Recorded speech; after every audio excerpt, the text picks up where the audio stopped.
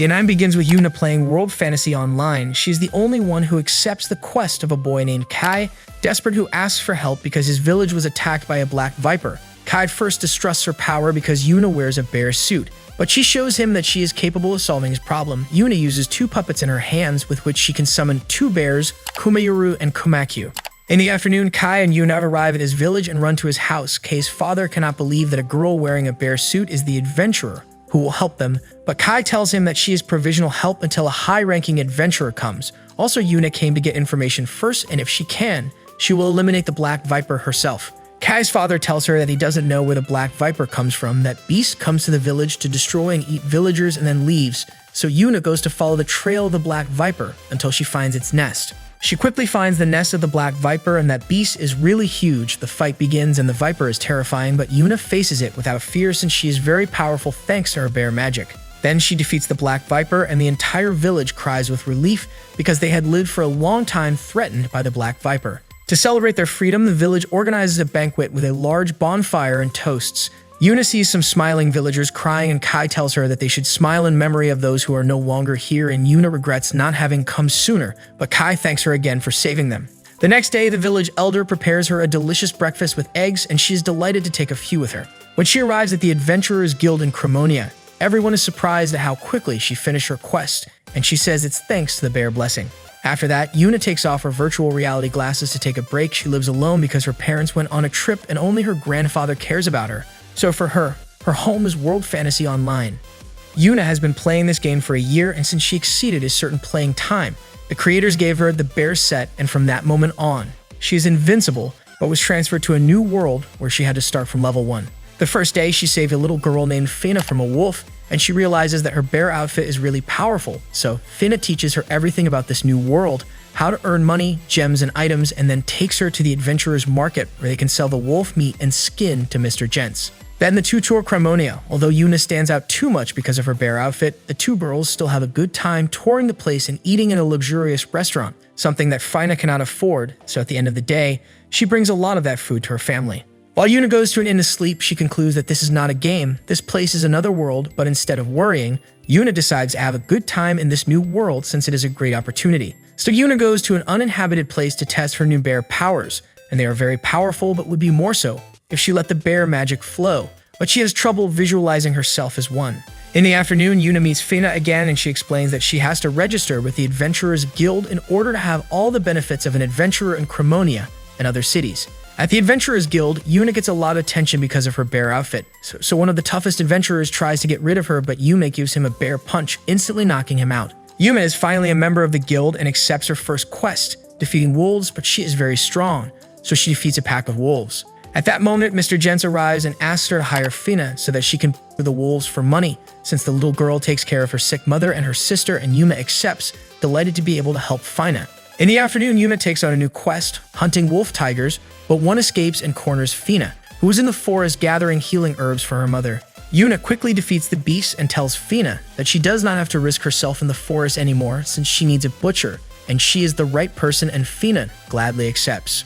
As the days go by, Yuna continues hunting bigger and bigger beasts, and Fina can't butcher them all because there is no place in the butchery for her.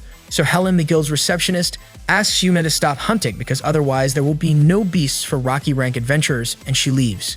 At that moment, Yuna is scolded by Lance, a member of Debrene's party, the guy who Yuna defeated with a single bear punch. Lance tells her that she knocked him out just when they were going to a quest, but Gil and Rulina says that Debrene was to blame for everything. Helen returns and tells Rulina that they can't cancel her quest, and unfortunately, that will affect her rank, so Helen suggests that Yuna replace Debrene in the quest. The quest is to defeat goblins in the mountains. To Yuna, that seems easy, but Rulina is more cautious. When they arrive at the mountain, Yuna uses her bear's sensory senses to detect more than 100 goblins in the mountain cave. She quickly eliminates the few goblins outside the cave and finally creates a stone wall to enclose the remaining goblins inside the cave, so that they run out of air and they don't have to lift a finger to defeat them. Rulina explains that they have to take the mana gems that are in the bodies of the goblins to present to the guild as proof that the mission has been completed, and Yuna lets Rulina take care of that job. After that, Yuna checks the cave with her sensory senses and tells her that only one goblin survived and he is very strong. Then Rulina gets scared because it is surely a goblin king. Yuna faces him without a fear and the fight is arduous, but Yuna manages to defeat him after using several bear powers. In the end, Relina collects all the mana gems from the hundreds of goblins while Yuna builds a little house to take a nap. Later, they both return to the guild with the Goblin King's carcass, leaving all the adventurers speechless, who nickname Yuna the Bear. After that, Yuna realizes that she has unlocked a new power. She can summon 2 bears from her puppets.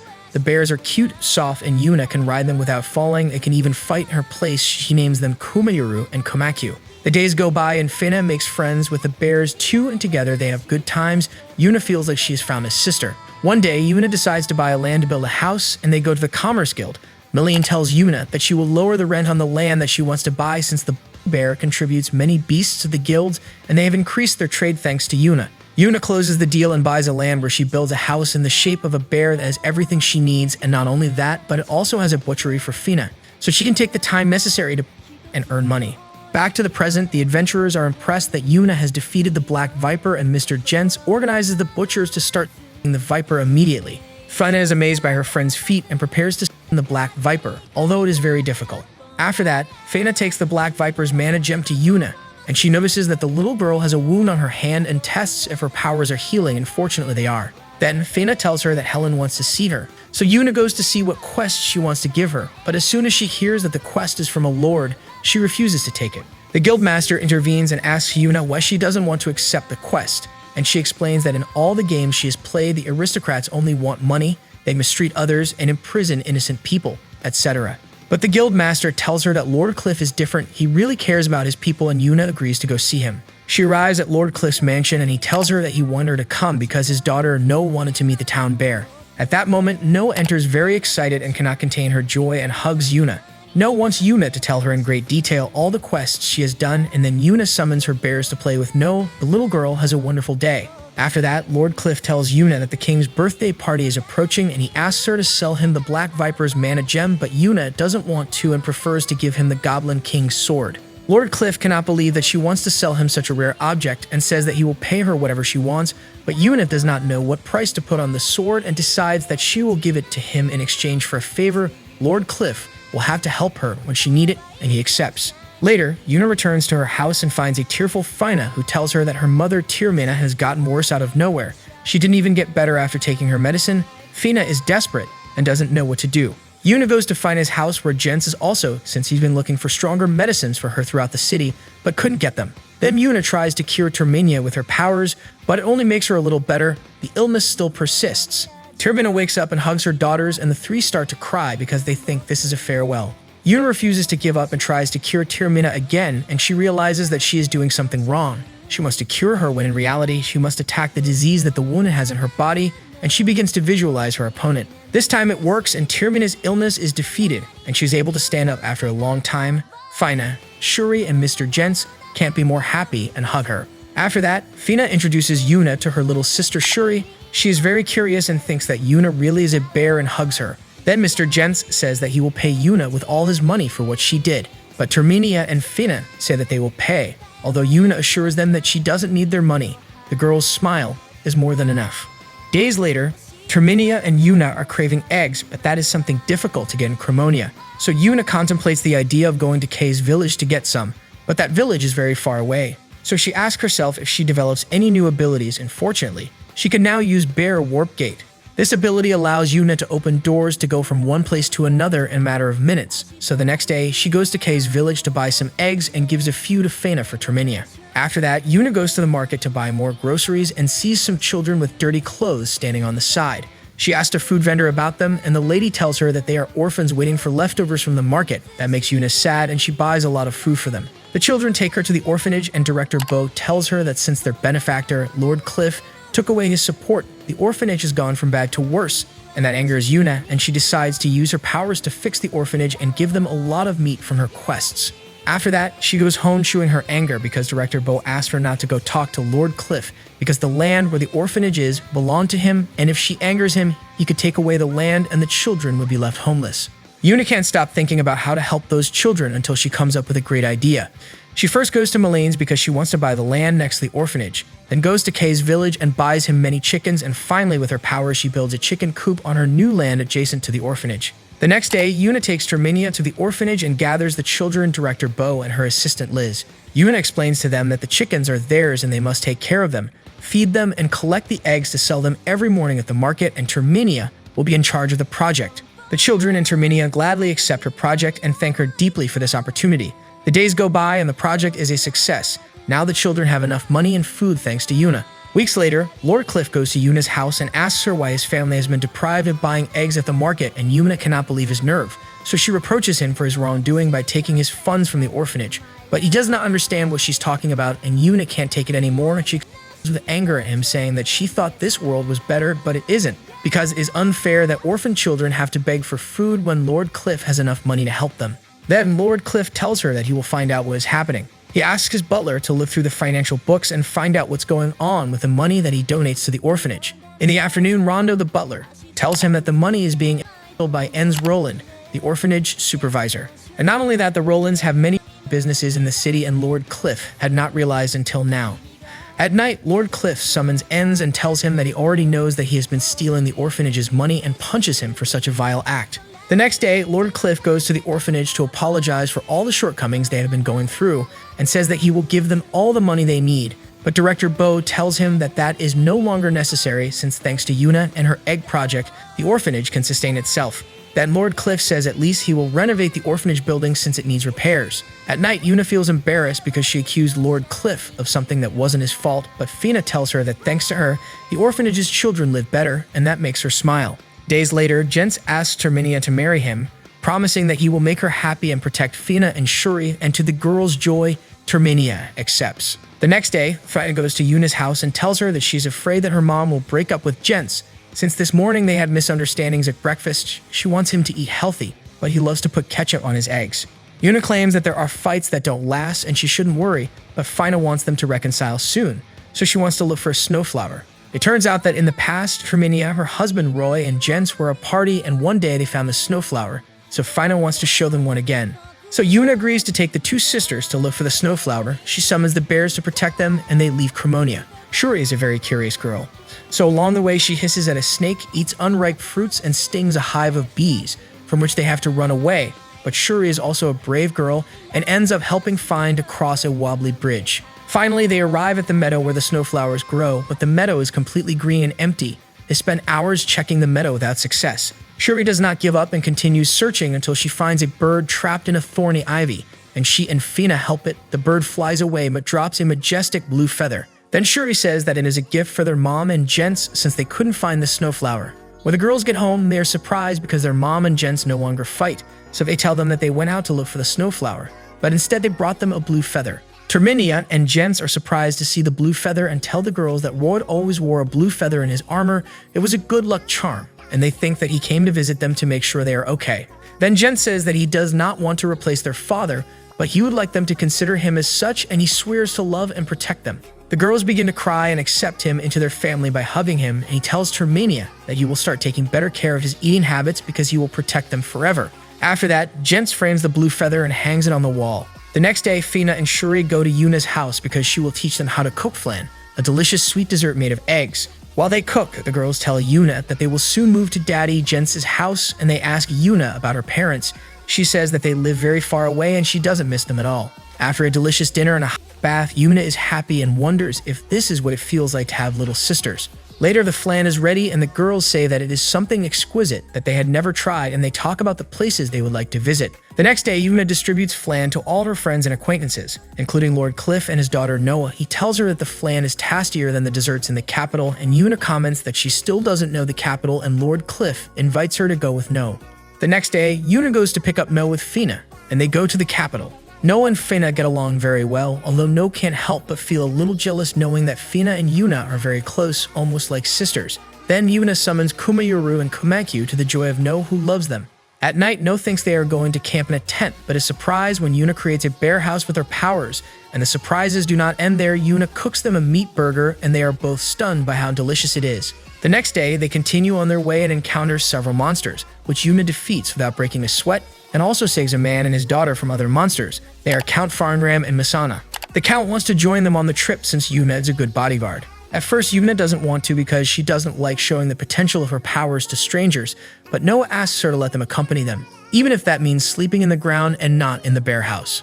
The next day, after traveling a long way, they arrive at the capital and separate at the entrance. As always, when Yuna goes to a new place, she stands out because of her bear suit. Then they arrive at No's mansion, where her mother Ellelora welcomes them warmly. Yuna gives Ellelora the Goblin King's sword, while No tells her mother about all Yuna's wonderful feats. Later, No's sister Shia returns from school and is surprised to see Yuna's two bears and Yuna dressed as a bear. She doesn't believe that Yuna is No's bodyguard, so Ellelora tells her that she can test her. They go out to the garden and start fighting with wooden swords, but Yuna defeats her in seconds, which angers Shia and asks to fight one more time, and Yuna agrees. After hours and losing many times, Shia gives up, and Ellelora tells her that this is a lesson so that her confidence does not go to her head because there will always be someone stronger than her. At night, Yuna prepares flan for dessert, and mother and daughters are delighted with the flavor. The next day, Yuna and Fina go out to explore the city and stop at a bakery, and then go to the market to see the delicious food that Lord Cliff told them about. At the market, Yuna is surprised to see potatoes and cheese, something very strange, but Fina tells her that since it is the king's birthday, many vendors come from all over the world to sell their products. Yuna buys everything she can and cooks hamburgers with French fries and tells Ellelora and her daughters that hamburgers are eaten with a hand, not with cutlery. They refuse at first but succumb when they see that Fina eats with her hands, and once again they fall in love with the flavor. Then Yuna says that the next night she will cook them pizza, and they delight at the thought of a new dish made by Yuna. Ellelora tells her that she should start a restaurant, but Yuna says that that would be a lot of work. The next day, Noah asks Fina to accompany her on an errand in the city with Misa, while Ellelora takes Yuna to the royal castle. Yuna is surprised to see that everyone respects and obeys Ellelora's orders in the castle and wonders where she really is, while all the employees and knights keep looking at Yuna thinking that she's a bear. In the hallways, they meet Lady Flora, the little princess. She is delighted with how cute Yuna is and decides to show her the castle. Yuna is very good with kids, so she gets along well with Flora. Meanwhile, No, Misa, and Fina go to a printing shop to pick up No's order. She ordered thousands of memberships card to form the Bear Fan Club. She will be the president and Fina the vice president of the club, and No tells them that they won't stop until they have more than 10,000 fans. When Yuna returns to the Cliff Manor, she finds Shia practicing with the sword, since she wants to be on her level, and Yuna offers to train with her whenever she wants. Then she finds Noah, Fina, and Misa whispering about her plans to expand the Bear Fan Club, but they keep quiet when they see her and don't tell her what it is about. The next day, the citizens comment that last night there was another attack on a merchant in the North Forest, and they fear that the monsters will attack the capital. This is heard by Noah, and she worries because her father will arrive in the capital today and has to go through the Northern Forest. So Yuna tells her that she will go wait for him in the forest so that he arrives safely. Meanwhile, in the royal castle, a man bursts in with his powers and mocks the king. He is Golem, a sorcerer whom the king exiled from the capital because he experimented on prisoners. Golem says that he will take revenge on the king by bringing more than 10,000 monsters to attack the capital and then disappears. It was just an illusion. Then Golem summons the guild master of the capital, Sanya, and she sends an eagle to check the situation in the northern forest. Meanwhile, Yuna goes to the northern forest to wait for Lord Cliff, but she quickly realizes that there are thousands of monsters and decides to eliminate them before they cause problems. At the castle, Sanya tells King Ferret that a bear is taking charge of the situation, eliminating the monsters one after another. Then Yuna defeats almost all the monsters and Golem appears in front of her angry because she defeated his monsters without problems, but suddenly he starts vomiting. Since controlling monsters requires forbidden magic that drains the life of the user. Sanya tells King Ferret everything that happens, and he can't believe that Golem went so far to get revenge on him. In the forest, Golem summons a giant wren that Yuna defeats without breaking a sweat again, and then delivers a punch bear to him, knocking him out. After that, Lord Cliff arrives at the northern forest and is surprised to see the number of monsters that Yuna defeated, and thanks her. She tells him that she does not want to attract attention in the capital, and asks him to say that he found Golem on his own, while she hides the executed monsters. But when they arrive at Lord Cliff's mansion, Ellelora takes Yuna to the royal castle. The king wants to talk to her. Unfortunately for Yuna, Cliff tells the king about Golem, and the king bows his head to Yuna and thanks her for saving the capital. But Yuna says that she only did it without thinking, since her mission was to ensure that her friend No's dad arrives safely, and the king is surprised by her humbleness. After that, the three return to Cliff's mansion and No hugs her father, happy with him, and thanks Yuna, and she says that she did it to see her smile. Days later, the king's birthday is celebrated without problems and the dessert is flan, thanks to Yuna. After that, Yuna built a bear house on the outskirts of the capital where she and Fina live and receive constant visits from the Cliff family, Misa, and even Flora and the king. Before returning to Crimonia, Fina wants to spend a day alone with Yuna, so the next day, the two go for a walk in the city and buy souvenirs and food for the orphanage children. After that, they get hungry and go to a bakery that they fell in love with, but when they arrive, the owner named Morin tells them that the bakery went bankrupt because she couldn't pay the debt to some guys who lent her the money, and without realizing it, the debt grew. And everything got worse since her husband passed away. Then Yuna has an idea and invites her to go to her house. There, Yuna gives the recipe to Morin to cook flan, hamburger, and pizza. And surprisingly, it tastes better prepared by Morin since she's a professional. So Yuna tells her that she wants to open a restaurant in Crimonia and asks Morin to work for her. Morin doesn't want to accept it, but her daughter Karen convinces her to embark on this new adventure, and Yuna gives them a bag of money so that the two can then travel to Crimonia. The next day, Yuna and Fina say goodbye to everyone in the capital and return to Crimonia.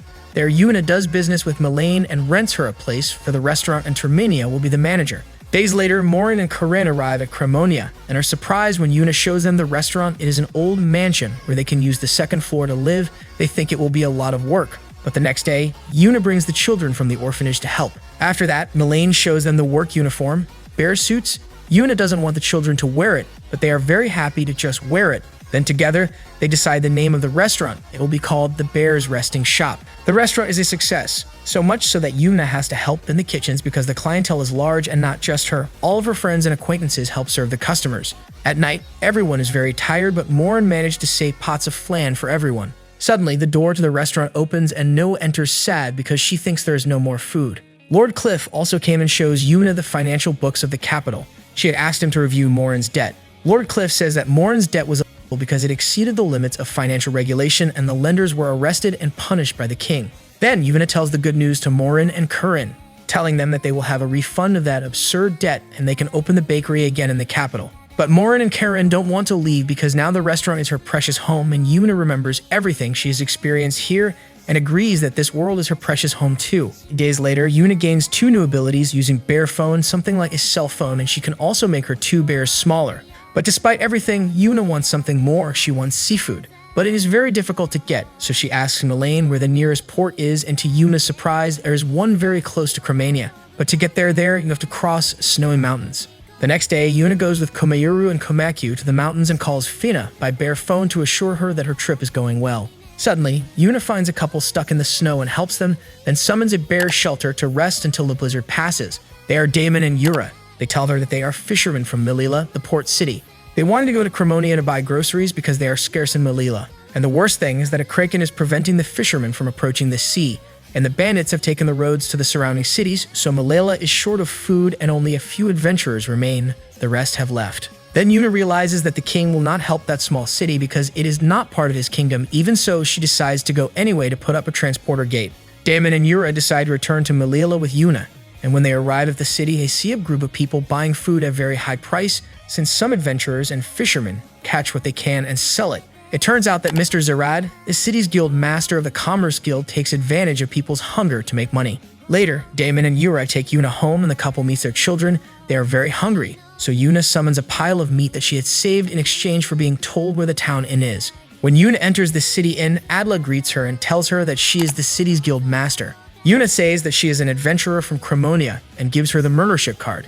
Atla is surprised to scan it and see all of Yuna's feats. Then Yuna tells her that she wants to donate meat for the city, since she wants to help, so she will give hundreds of wolves every day, and Adla thanks her for her hospitality and is ready to everything that Yuna gives her. The next day, Adla and the adventurers distribute the meat for free and all the citizens can finally eat. Then Yuna goes to a restaurant and the cook complains about not being able to serve her seafood because the kraken keeps interfering, so Yuna goes to the port and observes the kraken. It is much bigger than the black viper and his weakness is fire, but it is very difficult to get rid of it. Atla thanks her again for the meat and says that there are still the bandits surrounding Melilla, but she is on the trail of the real culprit. At night, Yuna is woken up by Komayuru and Komaku. They want to go to the bathroom, but Yuna immediately realizes that there are 2 intruders in the house. When they enter armed with knives, Yuna scares them away and quickly knocks them out, then ties them up and threatens them with the bears to make them tell her who sent them. The bandits are so afraid of the bears that they tell her where their leader is, and Yuna immediately goes to their hideout and eliminates them. The next day, Yuna gives the band of bandits to Atla and explains to her what happened last night. Meanwhile, Zarad finds out about this and runs to his vault to grab all the money and jewels he can and escape from Melilla. But it is too late. Atla interrogated the bandits, and they confess that their real leader was Mr. Zarad and that everything in the vault belongs to the citizens of Melilla. Adela hands him over to the authorities and thanks Yuna for help, since she knew that this was all Zerad's fault, but she had no evidence. Now they need to solve the Kraken thing. After that, Yuna goes to the restaurant she usually goes to, and the cook says that he found out that thanks to her, the city will be freed from famine, so his daughter Anne's prepares her a special dish, grilled fish, rice, and miso soup. Yuna starts eating and immediately starts crying with happiness because she missed Japanese food too much and says that it feels like home, and the cook thinks that she comes from Sunrise Kingdom, but in reality only the food is similar. Then the cook and his daughter regret not being able to serve her more tasty food since because of the Kraken, imports from the Sunrise Kingdom stopped. Yuna decides to eliminate the Kraken and begins to think of ways to approach it, such as swimming with her bears, jumping off a cliff, or using an underwater bubble, but none of those plans would work, so she goes to sleep to refresh her brain. In the afternoon, Yuna returns to the sea and continues thinking about how to defeat the Kraken. Then she meets Yura, who invites her to eat at her house since she received fish from a fisherman friend. At Yura's house, they serve her pot made with seafood and vegetables, but Yuna can't stop looking at the pot and Yura tells her that it's best to sit in a circle and eat it, and that gives Yuna an idea. She goes to talk to Atla and asks her to get her the longest rope she can get. Then Yuna summons the corpse of the worm that she had saved. She will use it as bait. Between the two of them, they tie the worm with the rope into a tree and throw it into the sea. The Kraken takes the bait and starts pulling, so the bears support the tree so that the Kraken does not uproot it, and finally, Yuna creates a circle of stone bears to surround the Kraken. This leaves her very tired because it takes a lot of mana to achieve it. Finally, Yuna throws fireballs into the water to heat it, and that makes the Kraken angry, which attacks her, but she cuts off its tentacles. Although they grow back, so it's useless to keep doing it, the only thing that works is to keep boiling the water. She spends hours attacking it and boiling the water. In the afternoon, she reaches her limit, but fortunately, so does the Kraken, and it finally... All of this was seen by the citizens of Melilla, who celebrate Yuna's victory because it means that they are free, although Yuna ended up so tired that she falls asleep while Atla carries her on her back. At night, Anne prepares a seafood banquet for Yuna, and she falls so in love with the food that she proposes to Anne to open a sunrise-style food restaurant in Crimonia, but the girl says no because it is too far away. After that, Atla approaches Yuna to ask her for something. Days later, Yuna returns to Crimonia and goes straight to Lord Cliff's mansion to talk to him. She brings him a special request from the port city of Melilla. They want to be annexed to Crimonia and be under the protection of the kingdom.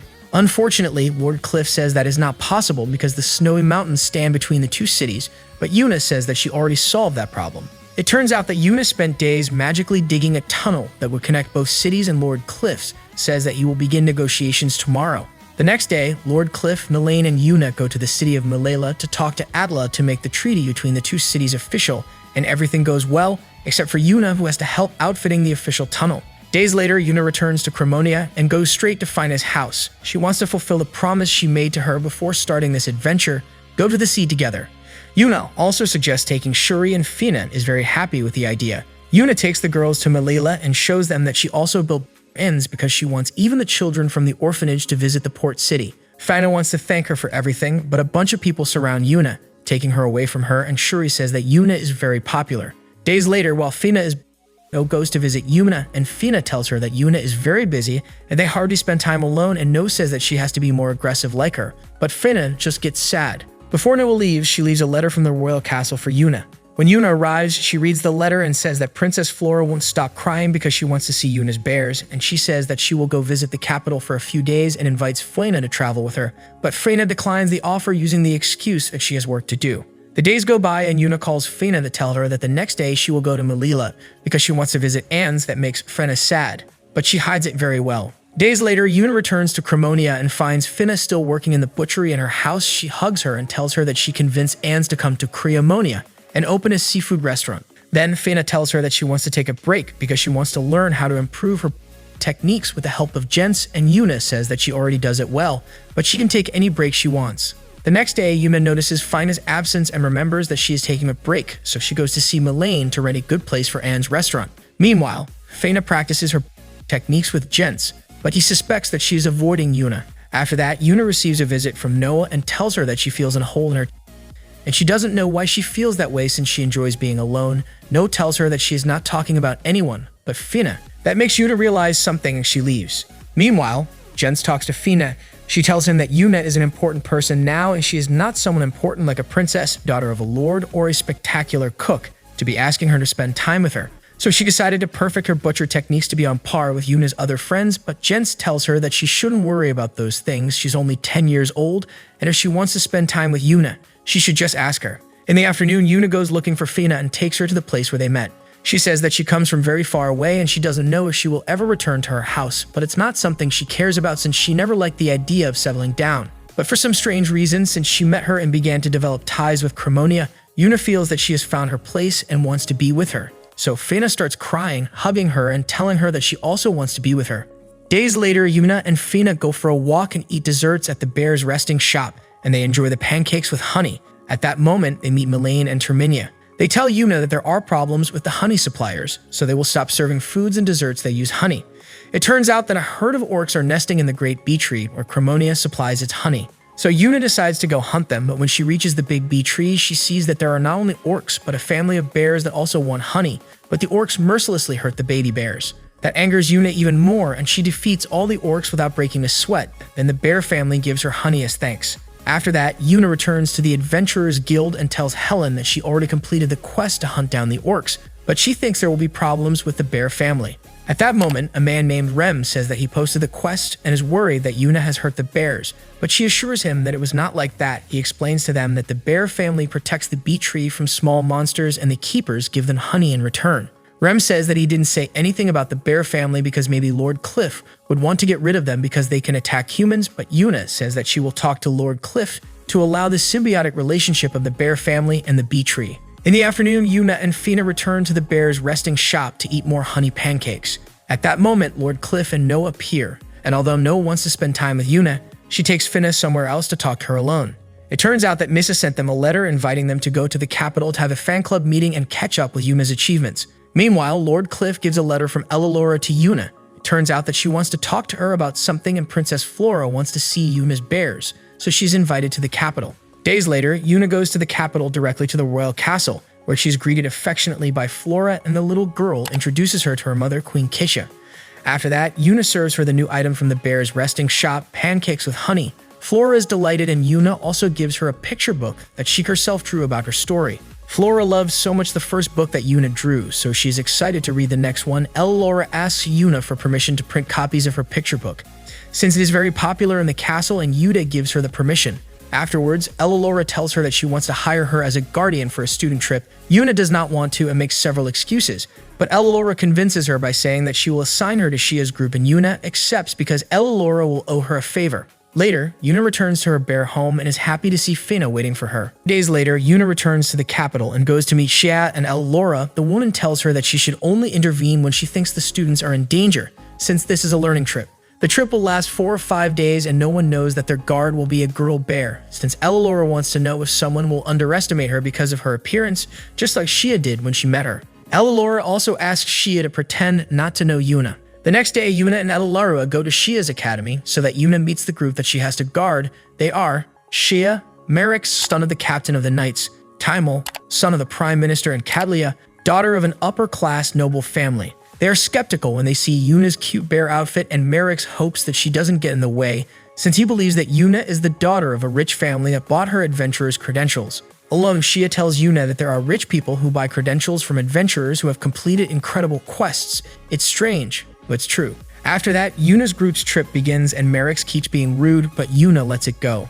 The first day of the trip passes without a hitch and they stop to camp. The 4 students seem like experts, and they divide the tasks. At night, Merrick assigns surveillance shifts. The boys will watch first and the girls later. Merrick treats Yuna like she's not there, so she goes to sleep too and asks Kumayoru and Kumekyu to keep watch too. Before dawn, it is Shia's turn and Yuna decides to accompany her on the surveillance and says that it is the first time that she has shared time with boys her age and it is tiring. The second day of the trip begins and Kumayoru and Kumekyu tell Yuna that there are goblins nearby and Shia tells the boys, but Merrick disdainfully says that the bears are special but not Yuna. Suddenly, the goblins attack them, but the students defeat them after a short fight and Merrick has no choice but to thank Yuna for the early warning, although she keeps thinking that the goblins seem desperate for some reason. At night, they arrive at the village and deliver the cart of flour. The village leader invites them to sleep in the village and they accept. When the girls are alone, Cadlia tells them that she already realized that Shia and Yuna knew each other before because they treat each other as friends, and Shia asks her not to tell Merrick and Timel. When Shia and Catalia fall asleep, Yuna talks to Fina on the bare phone and tells her that she misjudged the students. She thought that they would be lazy because they come from important families, but they worked hard these 2 days. Meanwhile, deep in the forest, a goblin desperately flees from a monster. The next day, Shia tells Yuna that in exchange for the flower, they have to bring silk threads as payment, so while they wait for the silk thread to be packaged, the girls have fun looking at the different types of fabric, while Merrick's is still disappointed with the adventurous guard they got. Suddenly, Garen, a watchman, comes to warn that goblins appeared near the silkworm nest and many villagers were trapped. Merrick's immediately takes charge of the situation and says that they should go help the people, and Shia agrees with him. But she wants to bring Yuna and Yuna's bears to help. They run into the forest and are attacked by the goblin. The 4 students easily defeat them, but the running and fighting tires them out, while Yuna remains fresh because she's used to it. After a while, they finally reach the silkworm nest and face many goblins. Yuna only helps them a little, and Merrick's begins to suspect that she is not as useless as he thought. Later, they realize that the goblins were fleeing from a black tiger, which appears in one of the workers. Then Merrick says that he will stay as bait so that the others can escape, and Timel offers himself too, although he is very scared. But Yuna tells them that this is the job of an adventurer because there are more than 100 wolves surrounding them. So she starts fighting the black tiger, and Merrick can't believe how strong he is, and Shia tells him that she knew the truth about Yuna, but she didn't say anything because you wouldn't believe her either. After defeating the black tiger, Yuna is ready to eliminate the wolves, and Merrick wants to help, but she tells him that he will get in the way, which leaves a good impression on Merrick, who wishes to be noble and strong like her, while Yuna blushes for having said that arrogantly. After everything is fine, they go to check the silkworms, and Yuna can't help but feel disgusted at seeing such big worms. Later, everyone returns to the town inn. Merrick and Timel apologize to Yuna for believing that she was a fraud, and Catalia also apologizes. Yuna accepts their apology, laughing, and asks them not to judge others by how they dress. The next day, the students and Yuna return to the academy carrying the silk thread, and the 4 students are now admirers of Yuna and her bears, since thanks to her everything went well, and they even defend her when another student is surprised to see a girl wearing a bear outfit. Later, Yuna talks to Ella and gives her reviews of the 4 students, highlighting their strengths and weaknesses, and Ella asks her if she wants to work again as a student guard, but Yuna rejects the offer, and the students invite her to eat to close the adventure they lived. In the end, Yuna returns to Crimonia and tells Fina everything, and she is happy that everything turned out well, while Yuna is happy to have someone who cares about her. One day, Yuna goes to visit the orphanage to help in any way she can, and an orphan girl named Sherry gives her a cushion that she made and embroidered herself. At that moment, Anne and her friends arrive at the orphanage to meet Yuna. It turns out that it is time to open the seafood restaurant that Yuna wants so much, but first they help at the orphanage before going to eat at Yuna's bear restaurant. After dinner, Yuna takes them to the mansion that she rented for Anne and her friends. The first floor will be the seafood restaurant, and they can sleep on the second floor. The following days, Anne and her friends, Yuna, Termina, and Elena, are busy preparing everything for the seafood restaurant, and the last thing missing is the employees' uniforms. Milene wants them to wear bear outfits, but the girls prefer something more classic, and Yuna suggests wearing aprons with bears embroidered on them, and she knows someone who is an expert at embroidery. The next day, Yuna takes Sherry to a tailor shop to buy what she needs for the aprons, but Shija is interested in how to make clothes, and the owners of the tailor shop offer to teach her. The days go by, and Sherry learns more how to sew every day, but since she is always busy, she cannot do the housework at the orphanage. But her friends tell her not to worry, they will do her chores for her. Days later, Sherry finishes sewing and embroidering the aprons, and the owners of the tailor shop offer her to stay to be an apprentice, but she rejects them and goes to deliver the aprons to Yuna. After that, Yuna goes to the orphanage to talk to Sherry since she felt strange the last time they talked, and Sherry confesses that she wants to be an apprentice at the tailor shop, but it wouldn't be fair to the others because she has housework to do at the orphanage. Then Yuna tells her that she should ask everyone their opinion and gathers the director, Bo, Liz, and the children. Sherry tells them that she wants to study sewing, and the children encourage her to do so, and some children want to work in the bakery and others in the restaurants, and Director Bo says that she can decide whatever she wants because it is her life. Days later, the seafood restaurant finally opens and is called the Bear Dinner, and it is a success as Yuna had thought. Then she goes through all the places she found it and is happy that many have found the right path of life like her. Days later, Yuna gives Fina the black tiger that she defeated on one of her adventures, but Fina says that her iron knife is useless to use on a black tiger. So the two go to the dwarf's smithy to get a sharper knife, but the saleswoman says that to peel the skin of a black tiger, she needs a mithril knife, and Yuna cannot contain her excitement when she realizes that the mithril exists in this world, since in the world of gamers, tools and made of mithril are the most important thing. Yuna wants to buy one right now even though it's expensive, but the saleswoman breaks her bubble of joy by saying that she doesn't have mithril in stock. And unfortunately, mithril is scarce in the mines, but Yuna can probably buy it in the capital, and Yuna wants to go right away. So the blacksmith calls her husband to write an introductory letter for Gazel, a dwarf blacksmith who lives there. The two go to the capital using Yuna's teleportation gates, and they meet Shia and her classmates, who are kind enough to show them where Gazel's blacksmith shop is. Inside, Gazel says that he doesn't have a mithril knife either because lately the golems are attacking the mines and she can learn more details from the Adventurers Guild. Fina wants to give up and buys a steel knife. With that, she can the Black Tiger, but Yuna is obsessed with having a mithril knife because that fuels her gamer spirit. They go to the Adventurers Guild and Yuna is mocked from many rude adventurers. But when one wants to Fina, she quickly defeats him and then faces several more until the guild master Sanya arrives to put things in order. At that moment, Elelora also arrives and the three talk about what is happening in the mines. It turns out that there are several golems that do not want to leave the mines, and above all there is one strong one. The guild has already sent 2 parties to hunt the golems, but it's not enough, and the royal castle plans to send knights, but Yuna says that she will take the quest. Yuna goes to the mining town and it reminds her of Melilla, a lifeless town. There she meets other adventurers, Mel, Jaden, Toya, and Senya. The 5 go to an inn and they tell Yuna that the golems multiply and they cannot approach a rare golem that seems to control the others, and the deeper the cave, the stronger the golems are. Yuna realizes that it will not be a simple quest, since her powers will be limited inside the cave. Suddenly, a group of colorful adventurers enter the inn. Their leader is Barbold. They brag about the golems they defeated and make fun of Yuna, which makes her angry. Jaden tells her that his personality is problematic, but he has good skills. Meanwhile, Fina is in Elelora's mansion and feels that she is in great danger because Elelora and Shio want to put her in pompous dresses, and she can't stop thinking about how expensive they are and how she won't be able to move if she puts them on. But despite to put up resistance, mother and daughter get Fina to put on a nice dress and say they are going out for a walk, which scares Fina a lot because she doesn't want to get it dirty. To Fina's bad luck, Elelora takes her to the royal castle and Fina keeps worrying because she doesn't want to offend the king, although Elelora jokes that she will defend her from anyone in the king. The next day, Yuna and Jaden's party go to the mines to face golems and Mel explains how to get rid of them. And just as Yuna had thought, she can't use her powers to the fullest because they could be alive or suffocate if she throws too many fireballs. Meanwhile, Elelora takes Fina to see the royal garden and she is delighted with so many flowers. At that moment, the king and his daughter Flora appear and Fina behaves as polite as possible, and the king says that she has good manners unlike Yuna, who doesn't treat him like the king he is, and Fina wonders how Yuna managed to wrap the king and his daughter around her little finger. Back at the mine, the adventurers face iron golems and Jaden and Senya are able to defeat them because they have mithril. But Mel says that they can defeat them because they have the skills to be able to use mithril. Suddenly, they hear a fight in the other mine and run to see Barbold's party facing a golem that seems indestructible, and they soon realize that it is made of mithril. Jaden wants to help them, but Barbold says that this golem is their opponent and refuses help. Then Jaden jokes that he will tell the guild how they perished, while Yuna relishes knowing that there will be a lot of mithril when that golem is defeated. At night, the Barbold's party returns to the inn and tells Jaden that it was impossible to defeat the mithril golem, so they must warn the guild about what is happening. Then the royal soldiers will come. Then Yuna goes to her room and thinks about defeating the mithril golem, so she opens a door and teleports to a quiet place to experiment with her powers. The next day, Yuna returns alone to the mines and first faces the normal golems, then the iron golem, and this time she tries using electric attacks. When she defeats the iron golem, her senses warn her that the mithril golem is approaching. She attacks it with her new electrical powers, but it doesn't work, so she immediately opens a portal door and transports the mithril golem to another location, where she can attack it with all her powers without fear of the mine collapsing. Yuna attacks the golem with all her powers and defeats it quickly. Then she returns to the mine and the bears show her some bear meat. She touches them and a message from the god who sent her to this world appears.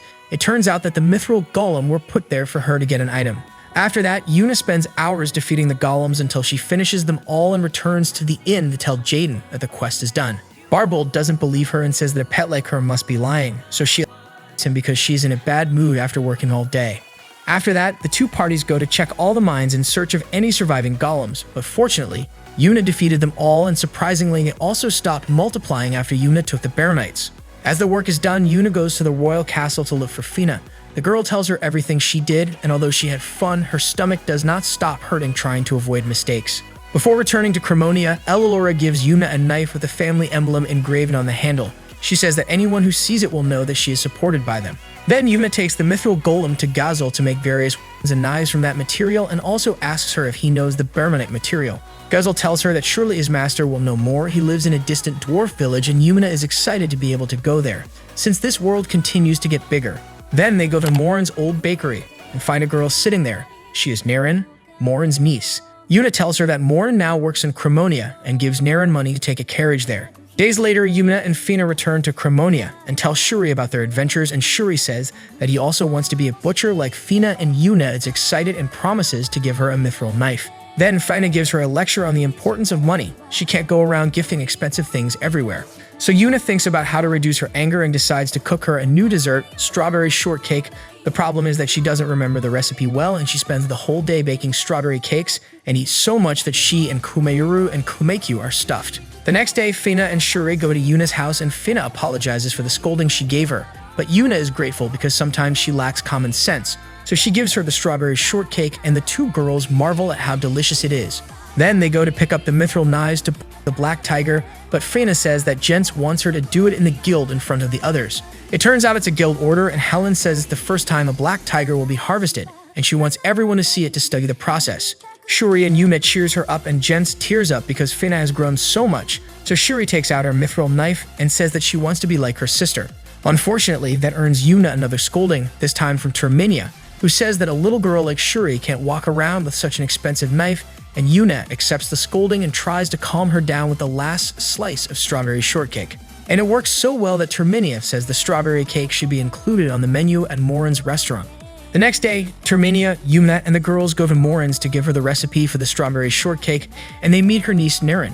She wants to work there, and Morin says that Yuna is the owner, so she decides, and of course, Yuna approves.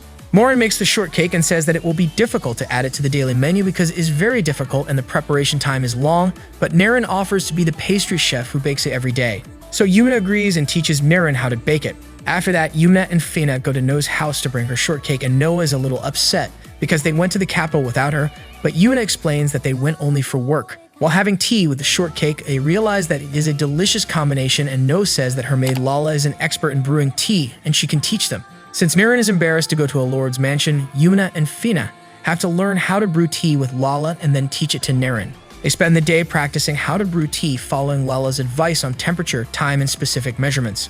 After a while, Lord Cliff appears and says that he wants to try their tea, and after trying it, he says that they barely pass, although with practice they will improve. Sometime later, Yuna goes to the capital to the Gazel's smithy to pick up her dual blades made of mithril that she ordered the other day. He gives them to her, and Yuna automatically tests them against the shell of the mithril golem, and her blades cut it like butter. Before leaving to see Princess Flora, Gazel gives her a letter of introduction to visit his master. When Yuna arrives at the royal castle, some employees tell her that they enjoyed the picture book that she drew, and Elora tells her that Flora reads it to everyone. Then they go to the garden to have tea with shortcake, and Yuna offers to brew the tea because Ish already has improved a lot. Suddenly, the head chef comes and wants to greet Yuna since he never thanks her for the flan recipe and sees that she brought a new dessert. Yuna serves him a portion of shortcake, and the chef tries it and starts crying because of how delicious it is. Then she tells him that they are recipes from her homeland and that place is very far away, so obviously the chef never heard of them, and the king says that maybe it would be good to invite chefs from all over the world to share recipes.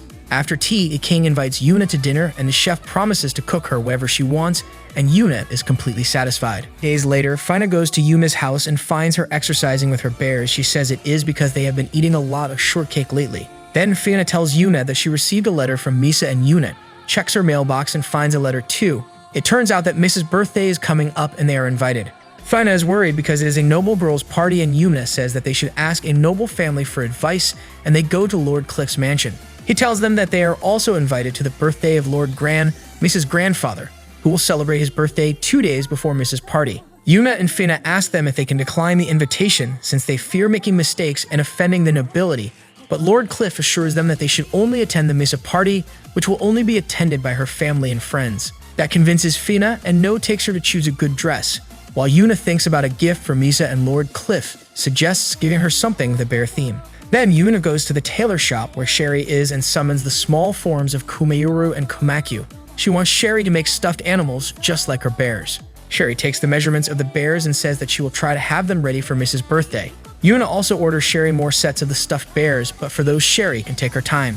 Yuna returns home, and Fina tells her that she doesn't know what to get Misa, and Yuna suggests giving her something sweet and delicious, and the two start practicing making a huge fruity shortcake. Days later, Yuna and Fina meet with Lord Cliff and Noah. They will all go together to the city called Shilin, riding horses and Yuna's bears. At night, Yuna builds a bear house to sleep in, although No prefers to camp to sleep, hugging Kumauru and Kumakyu. but Yuna says that she will shrink them so that she can sleep with them. Although Lord Cliff's bodyguards prefer to sleep outside and stand guard. Inside the bear house, the four of them enjoy freshly cooked food, and Lord Cliff is surprised that he can eat and take a bath while he travels. Then Yuna asks him about Shielin's city, and Lord Cliff says that it is a normal city like Crimonia, and Yuna is dismayed because she thought she could eat some culinary specialty there. The next day, everyone continues on their way, but Yuna goes ahead because her sensory senses warn her that a family are being attacked by goblins and wolves. Yuna defeats them all, and they thank her and tell her that they are Shilin merchants who want to settle in another city, and that gives Yuna an idea. Sometime later, Yuna and the others arrive at Shilin, and as always when Yuna sets foot in a new place, people can't stop looking at her because she stands out. Then they arrive at Misa's mansion, and she welcomes them happily. There they meet Misa's family. Her father is Leonardo and the successor of Lord Gran, the head of the family. Then the three friends go out for a walk through the city, and Yuna goes as their bodyguard. They spend a pleasant day until they meet some rather rude adolescents of nobility. One of them, named Randall, begins to make fun of Misa, saying that her family will soon fall. So Yuna intervenes and orders him to stay away from them, and the boy mocks her because he doesn't see Yuna as a bodyguard. Then Yuna forces him to get away from her, and Randall gets angry, ordering his bodyguard Brad to attack her. But the one who ends up falling is Randall, and his bodyguard advises him to retreat because people are watching him. Yuna takes the three girls somewhere else to be alone, and Misa explains that Randall's is from the Salbard family. In Shilin, there are two lords. One is Lord Gran, the Faringram family, and the other belongs to the Salbard family, and there are always disputes between the two families. At the Faringram mansion, Lord Cliff and Lord Gran explain to Yuna that the Salbard family has been taking advantage of the Faringram territory, since they bought the Merchant Guild, which economically disadvantaged those on the Gran side, so everyone has been seeking refuge on the Salbard side. Before long, the entire city of Shilin will be run by the Salbard family, so Lord Gran's birthday party is to get allies and show that the Faringram family is still strong. And although Yuna may not believe it, one way to gain allies is by serving delicious food to guests, and luckily for the Faringram family, they have the best chef in town, Bots. But that luck has just ended. The famous chef has been injured, and although Yuna has healed him with magic, he won't be able to use his arm for a while. Lord Cliff says there are no witnesses to the attack, but he is sure the culprit is someone from the Salbard family. Then Lord Cliff decides to send his bodyguards to go look for a suitable chef in Crimonia, since the chefs of Shilin are on the side of the Salbards. Yuna wants to go with them, but he asks her to stay to protect the three girls. But at night, Lord Cliff tells Yuna that his bodyguards were attacked and asks her to go to Crimonia, since she is stronger than everyone, and Yuna agrees to go, although Misa asks her not to, since she could get hurt. But Yuna does not go to Crimonia. She creates a portal gate and travels to the capital, and goes straight to the royal castle and tells Elilora what is happening. They both go to talk to the king, and he thinks that they want to ask him to intervene between the two families, but that is not the case. Yuna wants the king to lend her the royal chef, Zelif. The king says that doing so would be like siding with the Faringram family, but Yuna says that she just wants the Mrs. party to end well, and Elilora backs her up by making her requests as a part of her family, the Fosseros. So the king has no choice but to accept, and Mr. Zelif, who was listening behind the door, says that he is ready to go to Shilin because he can't let the Salbards get away with it after hurting a comrade. Yuna and Zelif arrive at Shilin, and Chef Bots cannot believe that his savior is going to be his old friend. The two chefs greet each other cheerfully and go straight to the kitchen to put together a menu that will leave everyone speechless. That night is the Lord Gran's big party, and the guests begin to arrive, including Lord Gajerdo of the Salbar family. He is the culprit of everything that is happening, and he is ecstatic to see the fall of the Faringram family. The party starts, and the Salbard family makes fun of what happened with Chef Bots, and they want to try the replacement chef's food, and they can't believe that the food is exquisite, and most of the guests comment that the Faringram family is still as strong as always, which annoys Lord Gajerdo. Then he starts screaming at the top of his lungs that the food tastes horrible, and he begins to throw away the food, trampling on it, saying that the food is not worthy of a lord, and the other guests begin to murmur that perhaps he is right. All of this was foreseen by Yuna, who warned them that Lord Gajerdo would try to throw a tantrum to make them look bad, so they devised a rescue plan in case that happened. At that moment, Mr. Zelif enters the hall where the guests are and asks Lord Gajerdo to tell him what food he didn't like, and Lord Gajerdo gets angrier and says that anyone who thinks his food is tasty is a fool. Then Mr. Zelif smiles and says that he will tell his king that since he loves his food and always praises him. This surprises everyone, especially the allies of the Salbard family, who begin to regret it and say that the food is delicious. Only their taste has been altered by a cold. Then Mr. Zelif tells Lord Gajerdo that he came for a request from Elilora, and Lord Gajerdo does not understand how he arrived so quickly if Chef Bots was injured yesterday, and Mr. Zelif slyly asks how he knows about what happened to Chef Bots. Lord Gajerdo has no choice but to recant and lie that he found out through the town gossip, and apologizes for insulting the food made by the king's chef, and he and the entire family leave the party. Finally, Mr. Zelef serves all the guests flan, an exquisite dessert that the king loves, and luckily the party ends up being a success. Meanwhile, in his mansion, Lord Gajerdo can't bear any more anger and rants against Elilora. His son Randall tries to calm him down and tells him to get rid of Chef Zelef, and Lord Gajerdo gets angrier and scolds him and warns him that from now on he must have a low profile. Randall doesn't like even his father giving him orders, so he plans to do something.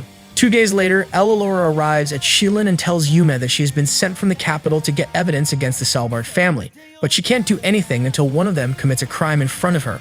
At night, Mrs. birthday party will be held, and Yuna is excited to see the cute dresses that the 3 girls will wear, but she didn't realize that Noah and Fina also chose a dress for her.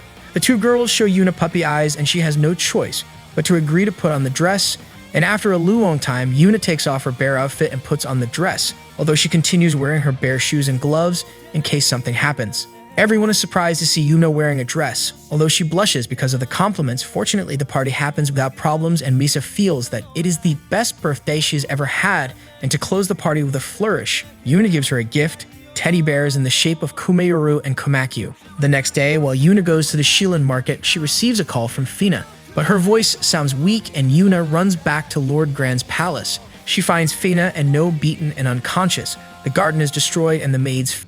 She heals Fina with magic and the girl tells her that a man took Misa. Without wasting any time, Yuna summons her bears and asks them to track down Misa, and they run off to find her.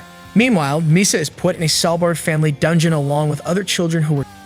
This way the families cooperate with the Salbard family. Randall sent her to and tells her that now Lord Gran will not be able to do anything against Lord Gajerdo. He leaves and the children start to cry, but Misa comforts them saying that a bear girl will come to save them. Randall tells his father about his feat and Lord Gajerdo is angry because the consequences of a noble girl will be disastrous, but Randall believes he is more powerful than the king and treats his father as a coward. Suddenly, they hear noises from outside, and it is Yuna forcibly entering the mansion. With her great strength, Yuna breaks the walls and the guards try to stop her, but everything is useless against her, and she tells them that they won't get their way this time. Then Brad begins to attack her with fire, but she also counterattacks, and as Randall mocks her by saying that Misa, Lord Gajerdo orders his guards not to let her leave alive. But the bears take care of them while Yuna and Brad fight intensely using all kinds of magical attacks. Then Brad starts making fun of Fina and Noah, since they try to protect Misa, but it was very easy to knock them out. That makes Yuna even more angry, who begins to punch him harder than before and defeats him. Suddenly, Randall returns with Misa and tries to threaten to throw her off the balcony, but Yuna is faster and punches him in the face, knocking him out. Lord Gajerdo says that everything was the work of his son and blames him, but Yuna does not want to listen to his excuses and also punches him in the face. At that moment, Elilora appears with guards from the royal castle that she brought just in case and orders them to arrest Lord Gajerdo. He continues to insist that Mrs. is Randall's fault, but Misa tells Elilora that there are more children in the dungeons, and Elilora orders the royal guards to search the entire mansion for evidence of the crimes committed by him, so that she can accuse him to the king. Then Misa hugs Yuna and thanks her for saving her and cries uncontrollably because she was very scared.